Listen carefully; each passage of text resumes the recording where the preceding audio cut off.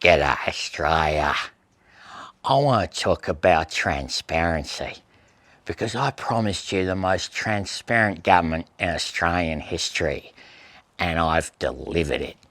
You just can't see it.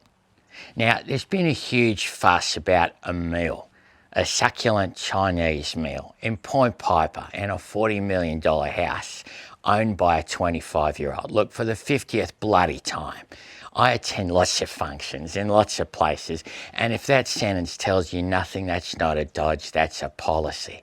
Because if you attend one dinner, that's a relationship.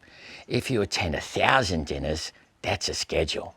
And nobody in this country's ever been corrupted by a schedule. Now, people keep raising the young fella's father. I've dealt with that. He wasn't there. You can only be influenced by a man who's physically in the room. That's what doorways are for. If the money turns up and the bloke doesn't, then that money has arrived unaccompanied, unsupervised. It's free to make its own way in the world. And I'm not going to stand in a hallway in Point Piper interrogating a donation about its dad. Now, some people, the far right mostly, are saying, but Albo, you went after Pauline for taking money off a billionaire. Yeah, too right, because she's only got one. It's the same as the dinners, safety in numbers. One billionaire is a relationship. One billionaire rings you on a Sunday. One billionaire knows your daughter's name. Labor has dozens. And when you've got dozens, you can't be captured because you can't remember which one paid for what. That's not influence, that's a portfolio. And that's important.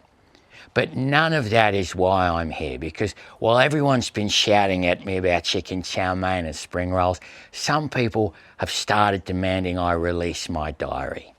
Well, somebody already has on Substack. And tomorrow's entry is about the dinner, not the donations. The donations are declared in accordance with the rules that we wrote on a timetable that we chose. No, the donations are fine. It's the rest of it.